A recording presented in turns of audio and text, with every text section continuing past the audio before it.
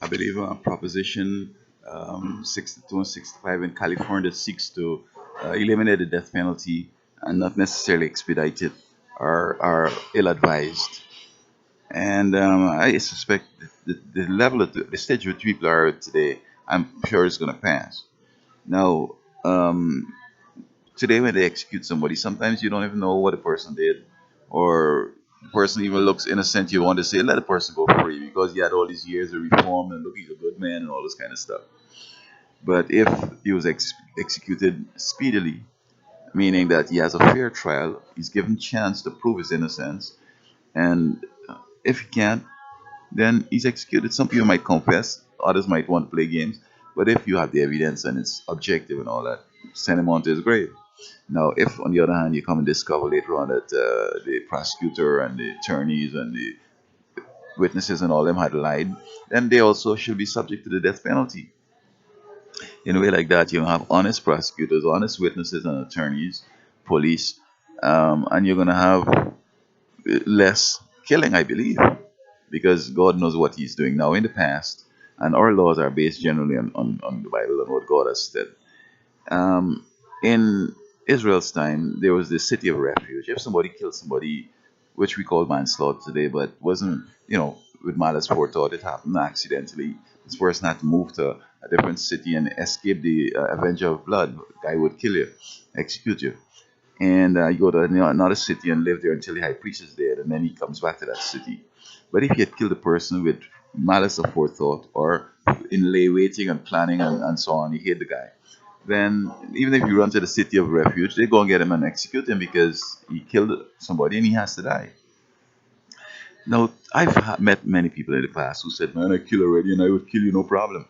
You see, killing is a special threshold that one has to valiantly move into. It's not for the faint of heart. There are a lot of people don't have that motivation to kill somebody because it's a big step to take.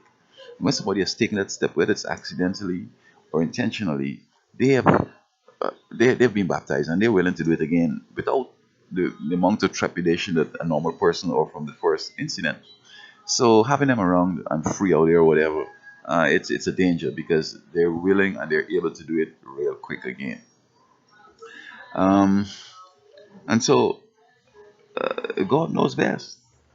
And they've done research which they found that executing people doesn't necessarily deter others from going to, doing killing. And that's wrong. I don't think they did a proper study. It's just that they're evil and they just want to get it done so that people could perpetuate more evil. And look, there's a trend. When God has said something and society comes to do the other opposite, and they have studies that show it's going to work, it's bogus, and eventually they show that it's not working, but they don't have the courage to reverse it. Taking prayer to school, taking Bible reading out to school. Look, the kind of kids you have in school today. You have to have small classes because large classes they figure that, oh, I can't get it simply because they throw out prayer and they throw out the Bible. I could be in a class of 1,000 people and I can get my education because I can be working with God and God is going to tell me what is truth and I can be exploring different alternatives with Him and we can work up something and my education can be solid. It's going to be practical. It's going to be right on. But a person who is evil and doesn't have prayer and Bible and God in their life, guess what? They need the teacher to show them every angle of it because they're not having God who is the origin of truth and chemistry and everything that we know out here. He's the one who pioneered it and he's the one who will give us all the nuances and all the ramifications of the concepts. Um, so many different things we've taken out. And today, we have all these clowns out here. God said that work 6 days and rest on the seventh day.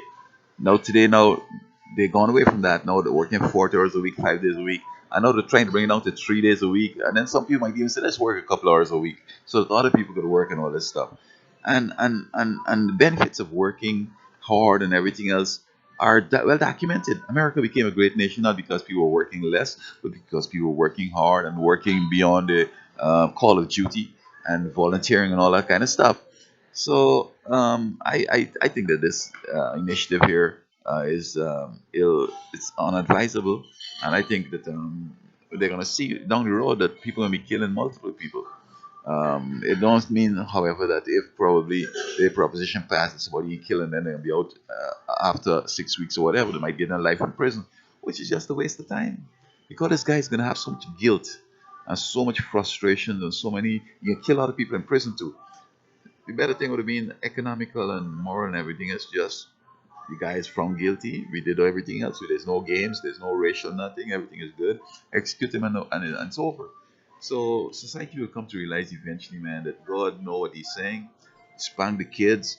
They say don't spank the kids. No, look how these kids are out of their mind because of the guilt that is built up because they aren't spanked and the whole 9 yards. So let us stay with what God has said. That's the only sure hope for the future. Thank you.